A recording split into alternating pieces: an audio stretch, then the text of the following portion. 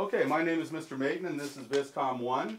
And the purpose of this class is basically to make everyone in here a more informed student, a more informed moviegoer. Because the fact is, a lot of people read books, and it's great to read books, but a lot more people are going to watch movies, and so it's really nice to know about the movie industry, number one, and about how movies are made, number two, and it makes you a more informed citizen. So you're going to get a couple sheets of paper I'm going to pass out to you, or that I've given to you. The first one is called Introduction to Video and Film Theory, also called VisCom 1. The reason that it has that on there is because we're in the midst right now of changing the name of the class to Intro to Film and Video Theory. And the other classes are going to change also, but we're trying to coordinate all of the classes around the district that are VisCom 1 because there hasn't been any unity before. And so now I wrote the curriculum for VisCom 1 and it's getting passed, and so by the end of this semester probably or next year that's what it's going to be. So here's the deal. If you look at this, it says, in this course you'll be exposed to numerous films and documentaries over the course of the year, and we're going to look at how documentaries and movies are made and how the movie industry operates. There's two goals to this class. The first goal is to make you a more informed, educated person as far as a cultural and historical understanding of movies and documentaries, because you watch movies all the time. What's the difference? Who can tell me the difference between a book and a movie as far as your participation goes? Uh-huh. In a movie, things are more exaggerated. Exaggerated? There's a lot of differences. You might not quite get what I'm looking for, and that's true. And plus, it's condensed, because a typical book is about 400 pages of very densely packed pieces of black ink on white paper, and a movie is about an hour and a half to 2 hours. It's about 90 to 120 pages, and it's all dialogue and spread out. So there's no way that you can put a 400-page book and get all the incidences in there into a 120-minute movie. But here's the deal. When you're reading a book, that's a very active participation, because all you've got to go by is this white paper with black ink on it, and everything's happening in your brain. If you're sitting there reading a book for 3 hours, you are totally engaged and you're having fun. Other people are walking by looking at you just sitting there going like, man, that looks boring, he's not doing anything. Well, there's a lot going on. You're physically not doing anything, but your brain is churning away. You're having to create all of the characters in your mind. You're having to create all of the architecture. It's a very active process. Movies are very passive. You sit back and let the images flow over you. You know, they tell you what the character looks like, what the character's wearing, what the architecture looks like. You know, they tell you everything. All you have to do is absorb it and kind of follow the storyline. Okay? So we're looking at both. We're looking at how do you look at those kind of movies.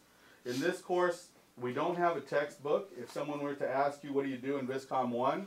You know, most of you guys would say, or people that have been in the class would say, you watch movies. And that's true.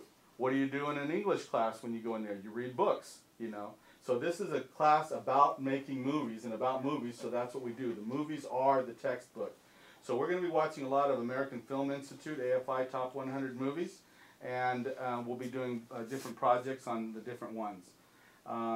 All of the movies that are on the list are already approved by the administration, so don't ask to bring in any movies because everything has to go through a process, and these have all been accepted.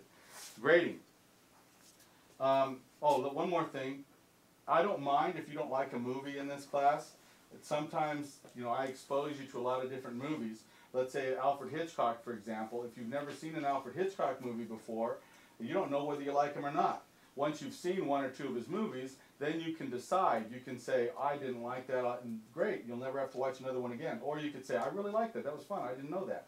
Then there's a whole bank of Alfred Hitchcock movies that you can start watching. So whether you like it or not, that's fine with me. It's all getting exposure to different genres and different types of movies. This is a very easy class to pass with a D. All you have to do is show up. You get 25 points a day for being here. If you're the only way you can fail the class is if you're absent quite a bit and you don't make up the work, or if you're being disruptive and I take away points for that. Otherwise, you can pass with a low D. If you're happy with that, okay. If you want to get a C, you have to answer at least half of the questions, half of the assignments with adequate, you know, not more than one-word answers. If you want to get a B, you have to answer up to 75% with pretty good answers. And if you want to get an A, you have to answer more than 75% of the assignments, and it has to be excellent. I have to look at it and think, yeah, you really did think about what you were doing. Do's and don'ts: stay in your assigned seats, get permission before leaving. I'm pretty good about giving you a note. If you want to go take an English test or something, just ask me and I'll let you go. Make sure you turn in your assignments to that blue box right over there. Don't eat or drink in class except water, cell phones, iPods, all that kind of stuff. Unlike some teachers, I won't take it directly away from you. I'll just tell you to put it away because I think you're adult enough to do that. If you don't and it becomes a problem, then I'll take it away and your parents can come pick it up. On the second sheet, you'll see that this is movies viewed in VisCom 1. There's semester 1 and semester 2. These are the movies we watch in the order that we watch them. What I'd like you to do is take this home, get your parents to look at the movies, sign it. If they have a problem with the movie, circle it, and I'll find another movie to watch during that same time period. Okay?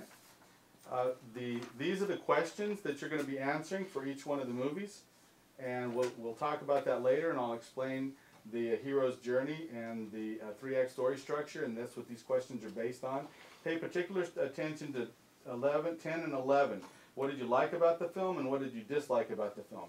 I don't mark off if you tell me that you didn't like a movie, but I want you to tell me why you didn't like it, because you have your opinion, and that's fine. All right. And then on the back is a list of the AFI, American Film Institute Top 100 movies. These are the movies. If you're absent, you watch one of these movies, answer these questions, write your name up on top, and write absent for whatever the date is, and then turn it in so I can give you credit for being here for those days. If you're absent on a Monday and a Wednesday, watch 2 movies, answer the questions, and turn both of those in. Only caution is some of these movies are rated R. I won't accept the movie unless it's signed by your parents that say okay to watch, and it's signed. I'm not giving you permission to watch Pulp Fiction, so don't go run home and tell your parents that I said you needed to watch that. If they allow you to watch it, I will accept it only if they've signed off on it and said that that's okay to do that. All right? And perfect timing. All right, cut.